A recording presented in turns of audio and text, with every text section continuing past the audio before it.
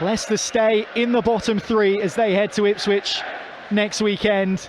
But it's their East Anglian rivals, Norwich City, which have done for the Foxes here this afternoon. Goalless at the break. Norwich had the better chances in the first half, but Leicester were well in the game. But it was a substitute that made the difference. Anis Ben Slimane's low rifled effort into the bottom corner gave Norwich a platform which they built on through Ali Ahmed, who tucked in at the far post later on in the second half. And it's another defeat in a season which is proving to be a struggle for Leicester City. Many important games to go, but it is a blow for Gary Rowett, who tastes defeat in the dugout for Leicester City for the first time. Final score here at King Power Stadium, it finishes Leicester City 0, Norwich City 2. Niall, we'll stick with Matt Elliott, who is on co-commentary duty with you, Matt, to give your assessment of that. Obviously a bitterly disappointing and frustrating afternoon. Very much so, Dan. I mean, a lot of talk before the game and the build-up after Middlesbrough. Encouraging second half performance against Stoke, encouraging 90-plus minutes against Middlesbrough in the week. And a lot of talk about the importance of this game in terms of Leicester's bearings or fairings, shall we say, for the remainder of the season. There's a long way to go still, don't get me wrong, but people were looking at this game saying Norwich, winnable game at home. You know, Stoke away, okay. Draw, not too bad. Middlesbrough away, decent result. A draw. Need to start picking up wins because other teams are capable of picking up 3 points. Thankfully today, it's not the case. I mean, teams in and around Leicester's position, but at home against Norwich, who have picked up, by the way, impressed with them. I'm sure the boys were as well. We'll come on to that maybe.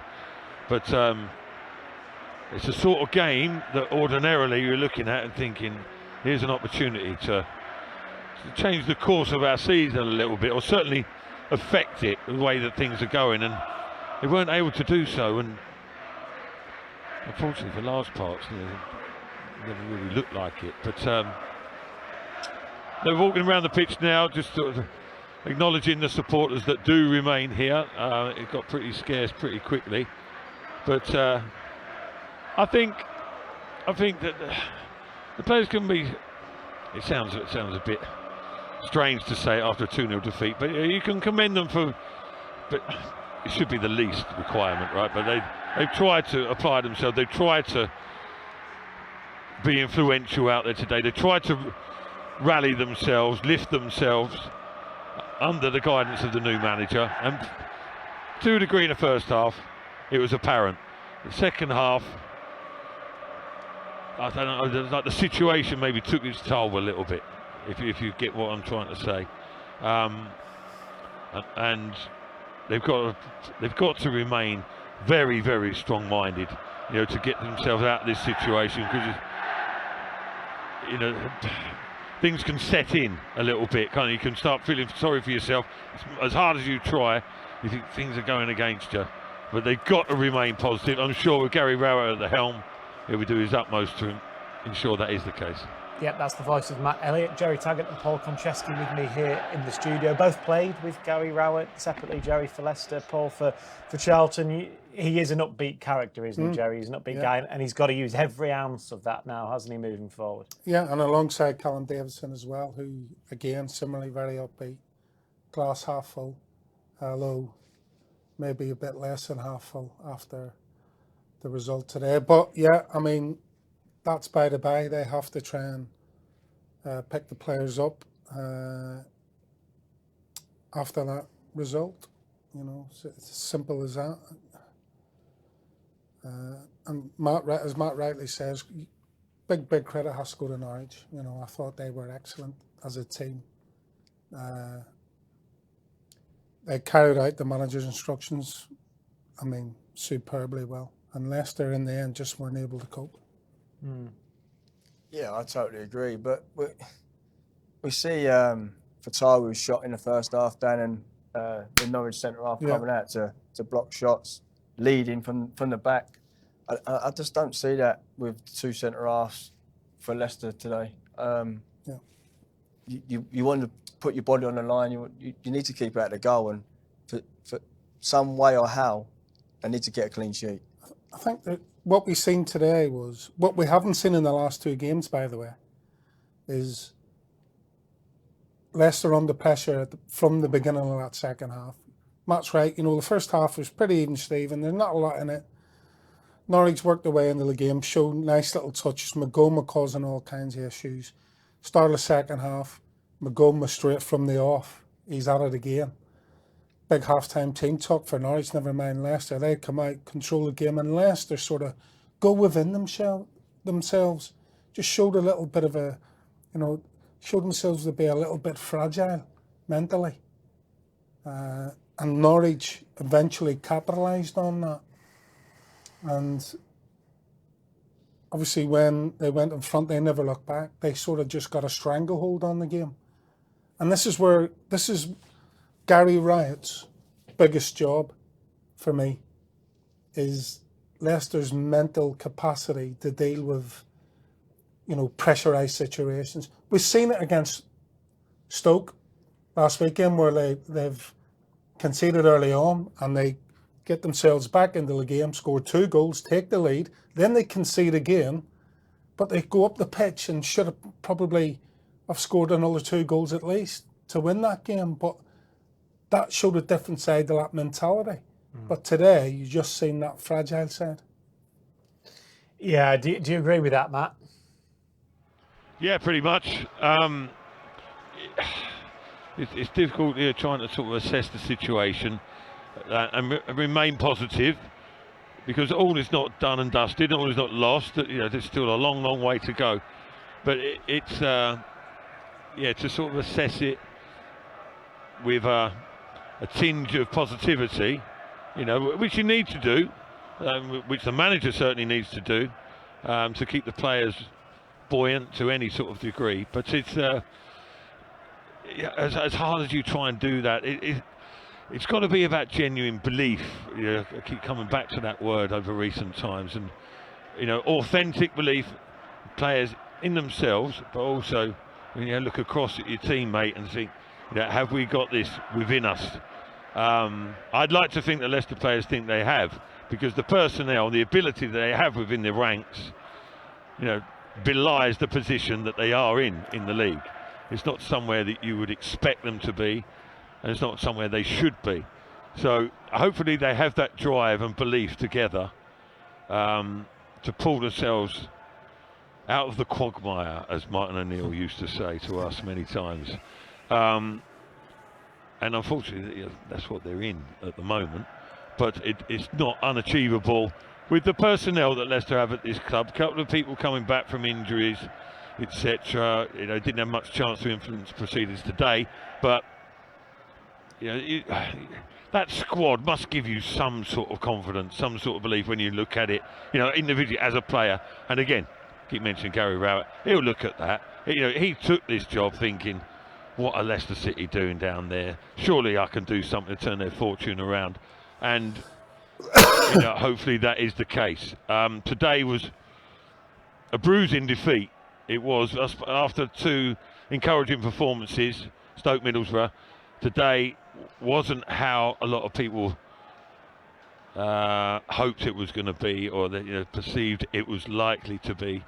It was, Norwich were more impressive than people would have foreseen, but you come up against decent teams. I mean, I remember saying to myself and others, yourself included, Dan, at this level, in the Championship, Leicester should be doing extremely well. But I don't feel I maybe give the Championship enough credit, to be honest, because I've seen quite a few teams come to King Power and away from home impressed me with how they play football. Blackburn were one, and they're a team obviously struggling down the bottom. Portsmouth as well, to a different degree. There's teams right throughout the league who have got attributes, and Leicester are going to have to sort of come to that realisation soon, and come to terms with dealing with it. Matt, Jerry, just stay on the line there, my friend. He'll be on until we're on, Jerry. Don't worry, he's with us. You haven't finished yet. Okay. Just going back to, obviously, myself and Paul have watched the game. You've been out there, and so I suppose a question that has come up before: leadership. Yeah. And I'm just wondering, did you see a lack of it? Did you see players trying to show that leadership, especially in that second half? Yeah. Any element of that seemed to dwindle in the second half, didn't it? I think, like I say, I refer to the situation sort of sometimes not all encompassing, but sometimes gets the better of the players, and the heads drop a little bit and stuff. But you go in that team without being too critical of the players. There aren't, from my perspective or from an outside point of view, it doesn't seem like there's too many natural born leader type players out there. Lascelles is on the bench, of course. He was brought in partially to fulfil that role. I think Harry Winks was trying to pull things together, not just in his performance, but he was cajoling players, he was having a word with them, trying to organise, etc. But there isn't too much of it naturally, is there, from the other players when you look through the ranks, really. Decordova-Reid, sort of lends his experience to others. You see him having a little quiet word every now and then, but he's not really a sort of leadership material, is he? And the other players are sort of youngish and don't necessarily have that character, that personality, that type of personality. But so to answer your question, Tags, yeah, long story short, I think they are lacking a bit in that area. I think for me as well, when Norwich came out in the second half and started to get a lot of joy, and Leicester were sort of being pulled, especially defensively, getting pulled out of position. Their backs were being turned the opposite way to, if you were set in a really good position, and they didn't calm themselves down and assess what was happening and then go and deal with it. It was just sort of everything was happening in a flurry, and their heads were spinning, and they couldn't deal with the situation. And then in the end, they conceded the goal because of it. And I think that's another issue that, I think Gary Rowett is going to have to deal with. When you're coming under pressure, that's fine. You need to know how to dealing with pressure from a good footballing team, and not panic and not let your head drop, but just assess the situation, take a deep breath, and get together as a group and go, right, you here, you and you stand in front of me, don't move until I say so. Little things like that. Yeah, what would you say in that position? Obviously, you've been a manager yourself. How difficult is that to get that message across? Well, I think it's quite simple, especially for now players are right next to the touchline. So a bit like Tags is saying there, regardless of shape, I think you can consolidate that by going just my winger, get in front of the fullback, just as a 4-4, 1-1 or whatever Gary wants to play. But can we just take our time, 5 minutes, all stay together, settle it down, and then try and play on the counter attack, and then hopefully you get back into the game like that.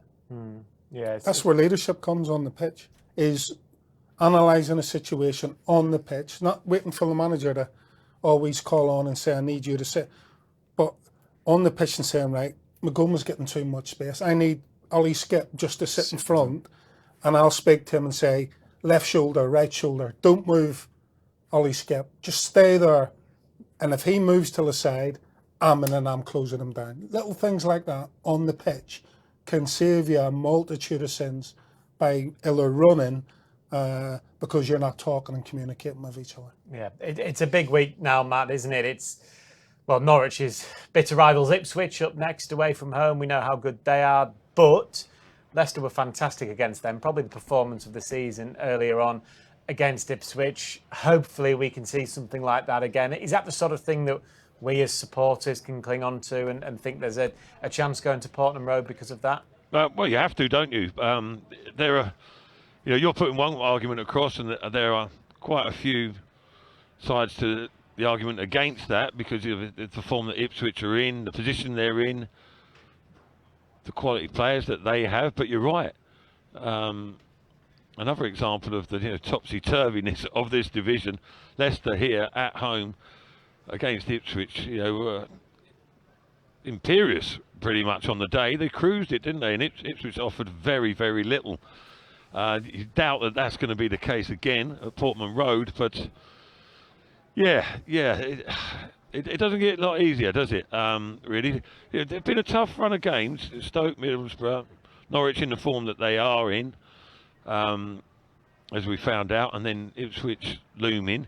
But after that, I think, listen, we know there's no easy games in this league, but after that, there are games that you'd like to think Leicester have a very good chance of getting something out of them. So, all is not lost in that respect.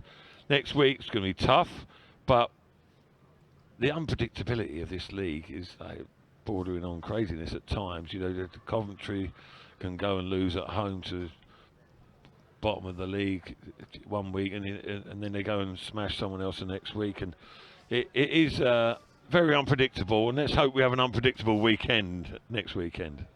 Yeah, I guess that's what Leicester need to just try and concentrate on and look at the positives. There weren't many, I guess, today, some from the first half and keeping it tight, but just thinking the positives of how good we were against Ipswich earlier in the season. We go there with that confidence. And the fact that Matt just says there, it is incredibly unpredictable, this division. Yeah, and I say take your positives. And Gary's going to have a whole week now with the team and the players to take the positives from this, look forward to Ipswich and get his ideas that he's been obviously drip feeding in, but he's had 2 games in a quick space of time.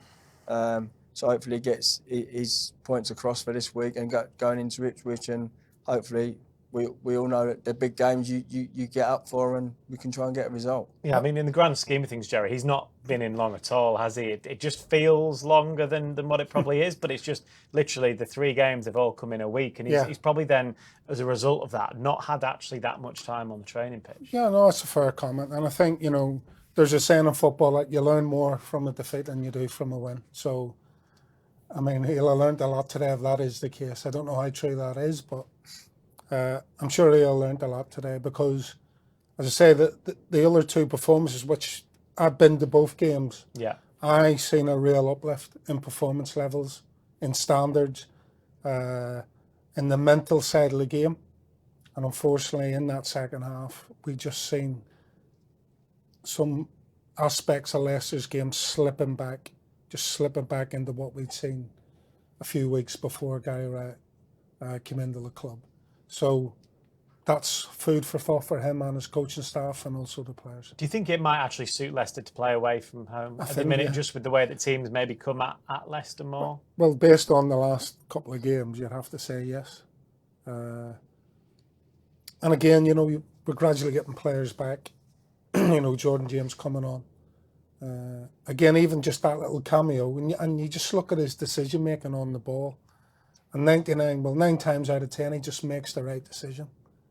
And it's little things like that that myself and Paul watch, and you think, yeah, this is where some of the other players need to get back to, is just the simplest things, just carry them out properly.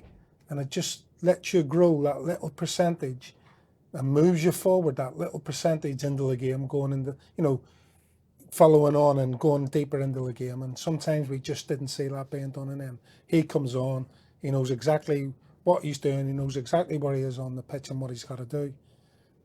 And so hopefully, he will bring an air of confidence and momentum, by staying fit for one. Yeah, I mean, there's Leicester supporters watching this, fans watching this, Paul, that they want to hear some positivity, and I guess Jordan James is that, and that is a positive to see him coming back into the team.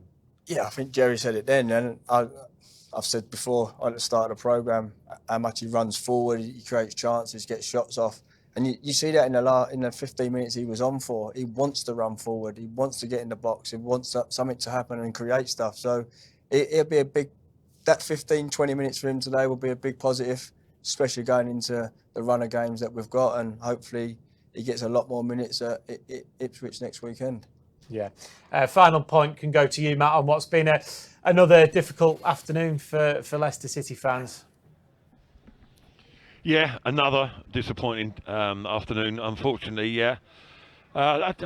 People were hopeful. It was a bright feel about the stadium today.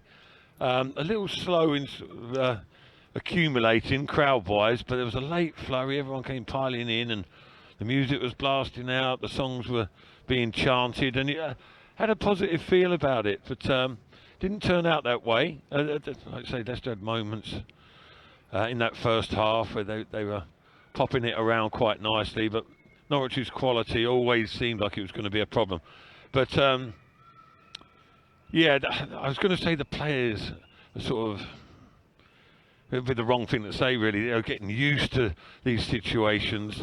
They don't want to get used to it though, because it's happening too often. They don't want it to become the norm. You want to be affronted by it, offended by it, so that you've got a reaction in reserve. And hopefully we'll see that next week. It's going to be a tough proposition. As the boys mentioned there, possibly away from home. Might suit them that little bit better right now. Good team that Ipswich are. But listen, long way to go. Plenty to play for. Can't afford to be too downbeat. Got to be realistic. But at the same time, got to show some real character. And Leicester have that. And they have quality in abundance as well. We know that. So it's just battling on, staying determined. And hopefully some sunshine will come through at the end. Hopefully so. It looks quite bright actually where you are, Matt. So the actual sun's coming anyway. Thank you, Matt. You'll be travelling down to Ipswich next week. That is back to a 3 o'clock kickoff here on Matchday Live and Fox's Hub. You can follow all the action as ever. That means we'll be live from 2:30 with our build-up show. There are international game passes and monthly passes available for you, so all you need to do is head onto the website there to get all the information that you need about what is available to you. Thank you to Matt Elliott, thank you to Jerry, and thank you to Paul Konchesky for their company this afternoon on another difficult and disappointing afternoon for the Foxes, but we'll go again next week, won't we? Of course, we'll see you for that Ipswich game in a week's time. Goodbye.